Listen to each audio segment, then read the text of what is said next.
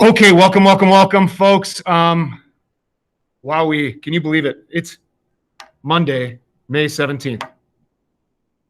3 weeks left. We will be posting grades this week, not just for this class, but for all your classes. You are going to be getting a week 9 grade posted on Infinite Campus that you are going to be seeing here, okay? Which means that you've got 3 weeks left, and I'm not even calling it a full 3 weeks because you guys know how that last week works. You know what I mean? Well, I suppose you don't. This is you guys are freshmen, okay? But we'll talk about that schedule as we approach it, what that looks like in this COVID spring of our discontent, and how we're going to move into the summer. So 1 unit left, folks. We're finishing up our week 3 of the Unit 8 document here. There will be an assessment when we come back on Wednesday. All to be on the docket for this week. So what does it look like today? We're going to start with a little quiz it live. I've got a short brain pop video for you after that on primaries and caucuses, which have a lot to do with what we are studying right now in Unit 8 document. Then we're going to go right to the Unit 8 document, and I'm going to explicitly show you a video that you're going to do a response to, and then some notes, the 8.3 notes that are I'll give you a little bit of time to try to dissect from the reading, but I'm going to kind of review it with you as a class toward the tail end of the hour. How does that sound, kids? Good? Yes? All right. Would everybody go to Quizlet.live for me right now? Let's go.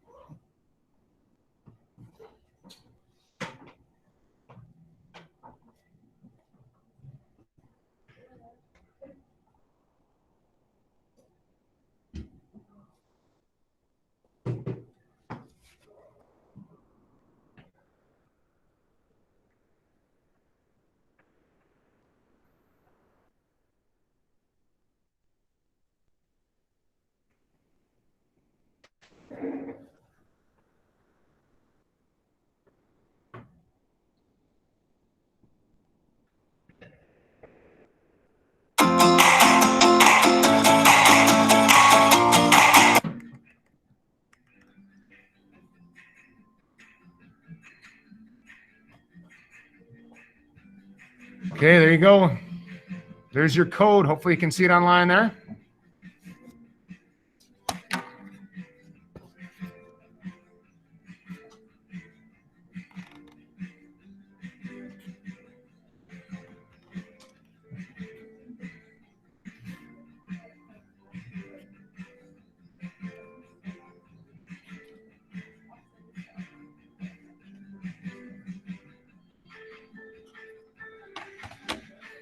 Let's see. 1, 2, 3, 4, 5, 6, 8, 10, 12, 14, 16, 18, 20, 22, 24-ish. Okay, there's a handful of you still not in. Give you just about 30 seconds to do that.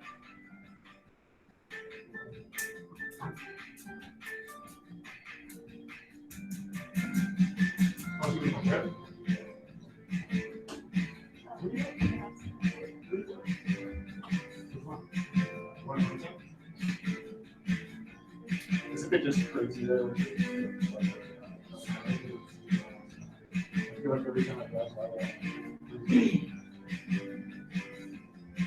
Anybody still not in? We good?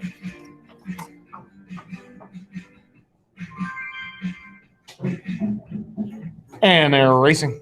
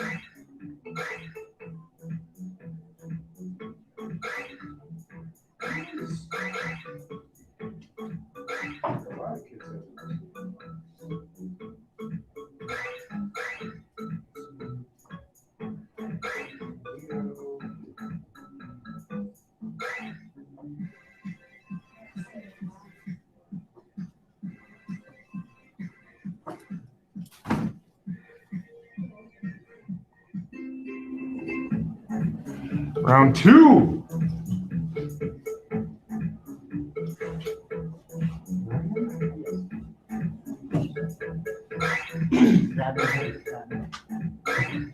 What's that do?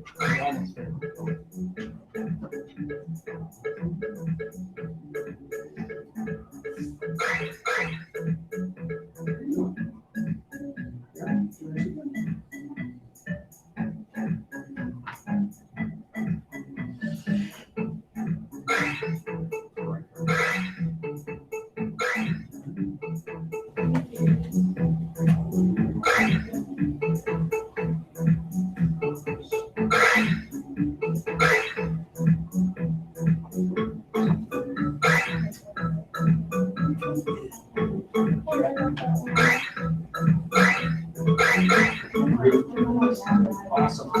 Thanks for asking. Last one, folks. This one is for all the Tostitos. Oh, hey, Timmy. What's up, dude? This is it, folks.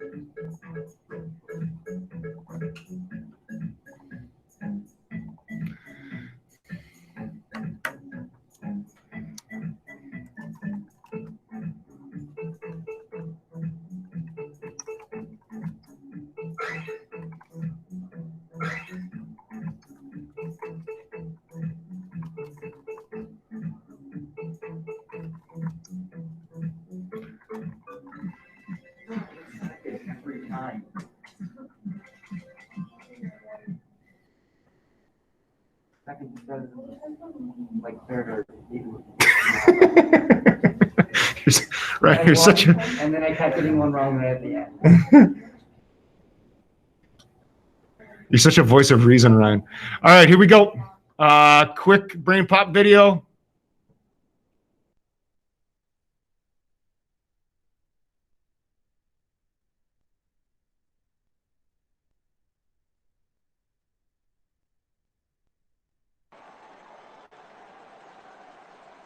And so, my fellow Americans, I humbly accept your nomination for President of the United States of America.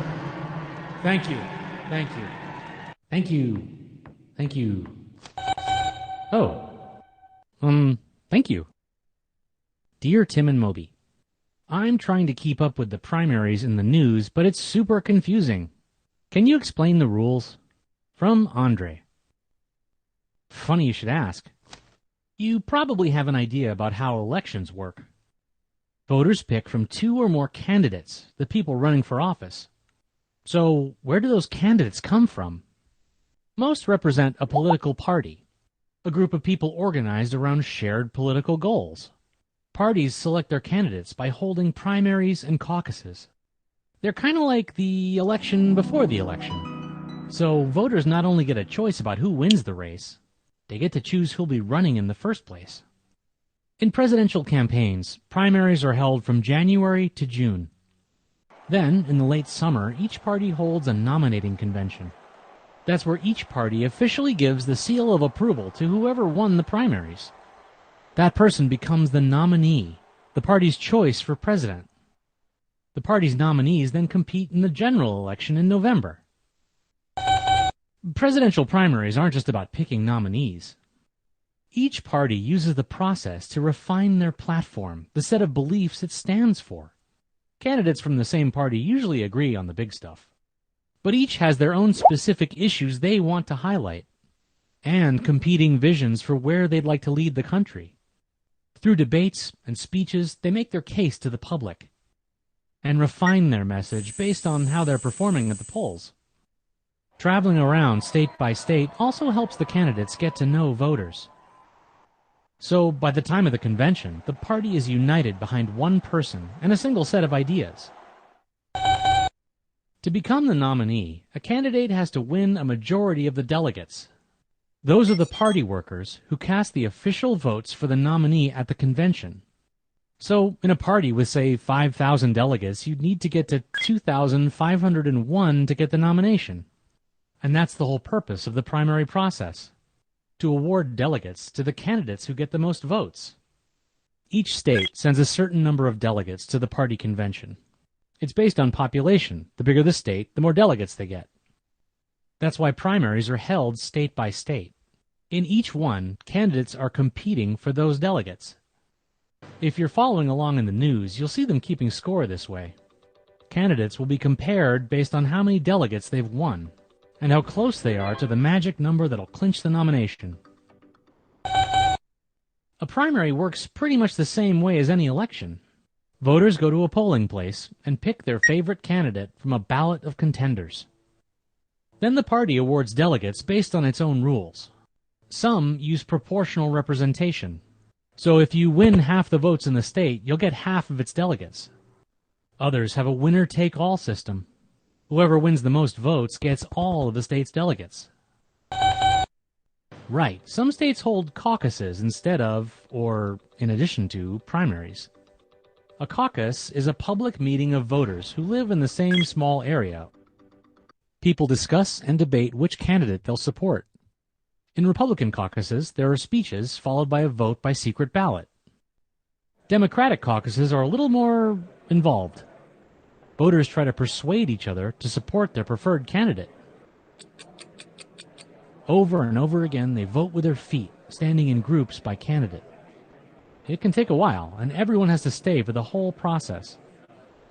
Some say caucuses are undemocratic because not everyone has the time to spend all night arguing. But supporters say they're pure, in the spirit of democracy as it began way back in ancient Greece. Neighbors debating the issues, face to face, as a community. The first event of the whole season is the Iowa caucuses, usually held in January. Those are followed by the first primary in New Hampshire. Because they're first, those two contests tend to have a lot of influence. They get a ton of media attention and lots of visits from hopeful candidates. A surprise win can vault an unknown to front-runner status, while an embarrassing loss can tank a promising candidate. Another big milestone is Super Tuesday, when a bunch of states hold primaries on the same day. This often clinches the nomination for one candidate as they pick up a huge lead. As the rest fall too far behind to catch up, they usually drop out. So, by the convention, one candidate usually has the nomination locked down. The televised event is a chance for the nominee to make their pitch to the nation as a whole. It's also a moment to relax and savor their victory. Because the next day, they have to head back on the campaign trail. It's pretty much wall-to-wall speeches and debates until the general election in November. Now, if you'll excuse me, I've got a daydream to get back to. It's good to be the president.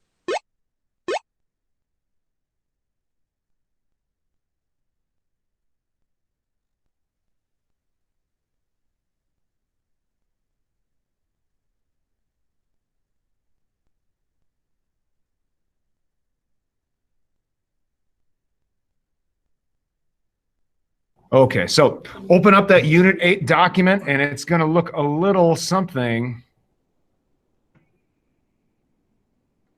like this. This is the first part we're going to do right here today. You can get 5 points just by putting anything in this box. Could be crazy talk, but I am going to play this mediocrity article for you right now, okay?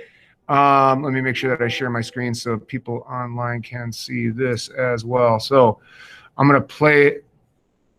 So go right to the part of your document that says that we're looking for week 3. Okay, I'm going to play this short video for you, and here's what we're going to do. Okay, watch the following video clip. According to the video, what percentage of Americans get their news from social media? Do you think social media has helped polarize the nation? Can anybody tell me what that word means, polarize? What do you think that means? Damien.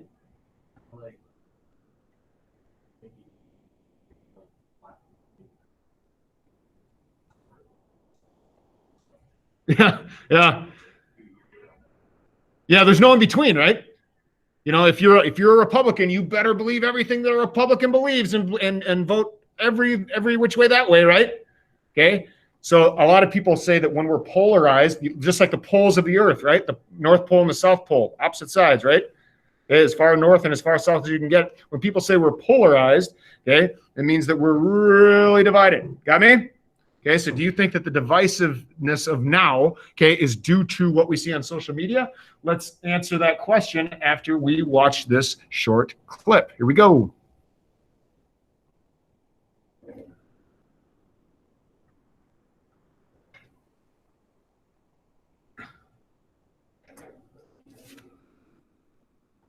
Okay, so I'll mute myself.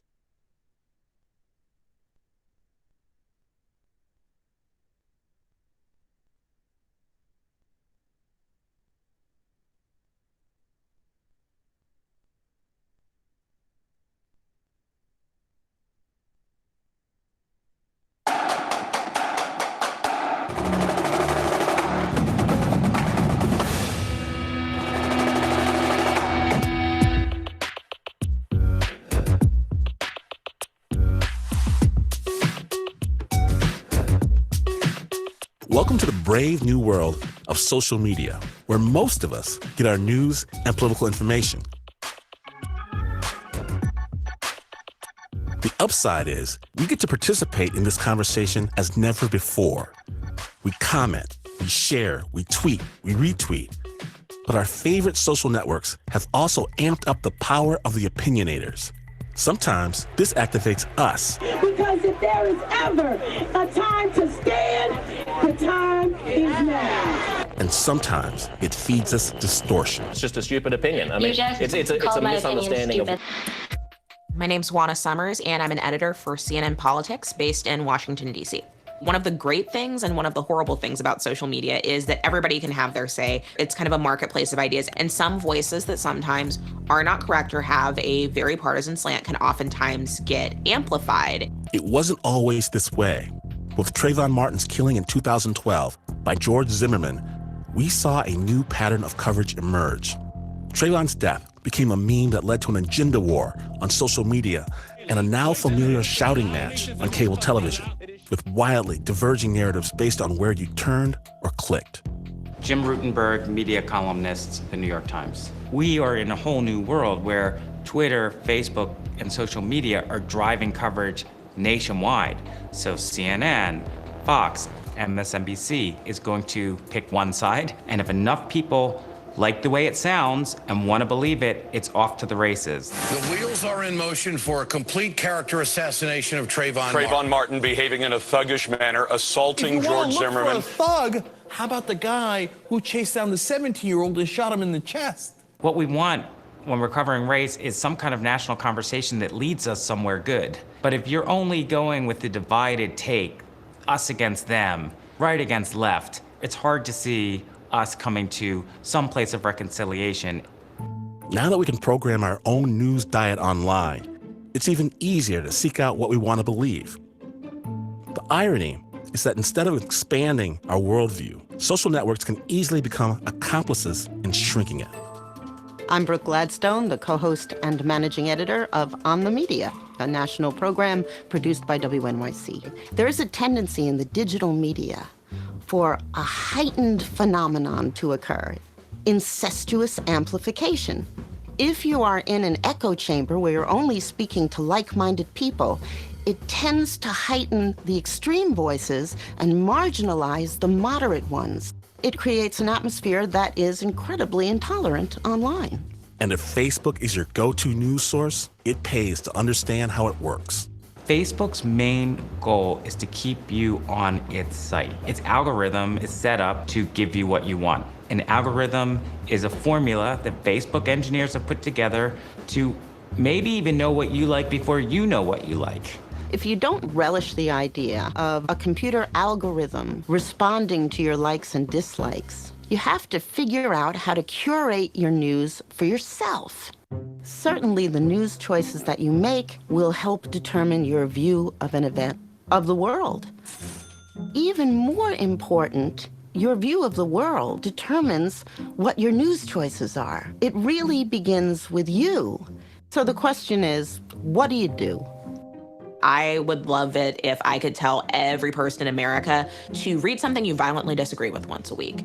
If you're a diehard MSNBC watcher, go turn on Fox. If you love to read Breitbart and Town Hall, go listen to NPR for a day. Maybe there's something there for you to challenge your assumptions and the things that you typically read. You can employ deputy curators on Twitter, say. You find people who are experts in the areas that you care about, going beyond the usual suspects and actually clicking further distances than you normally do.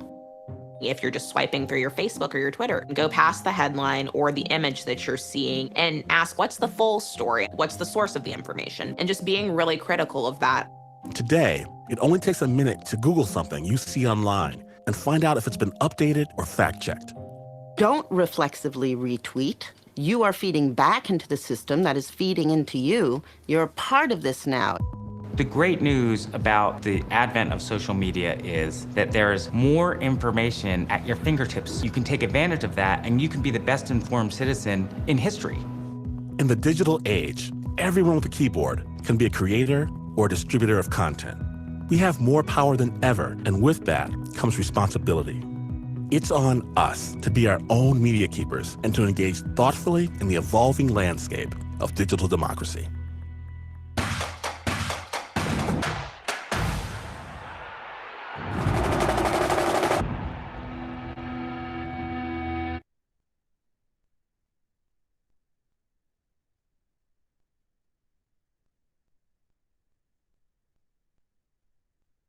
Those of you that were paying attention, I'm sure that was real easy to answer on that sheet. You got a couple questions there. Go ahead and answer them. If you need any help with that, I can come around and do that. Here's what I would like you to do, okay? If you are in the online world, it would be a good idea for you to give these answers a try. I am going to be working with the kids that are in class here and to find out where to find these from the readings, okay? So this is what we're going to be working on next. We're going to be working on public opinion, okay? Propaganda, concealed propaganda, revealed propaganda. So I'm going to be putting notes about where to find this stuff. So those of you that are online, you might want to check back and see where exactly you can find these in terms of like the readings that I've provided on the in the document folder. Okay, but I think that you have plenty of stuff to work on for now. Does anybody in the online world have a question for me before I cut you loose?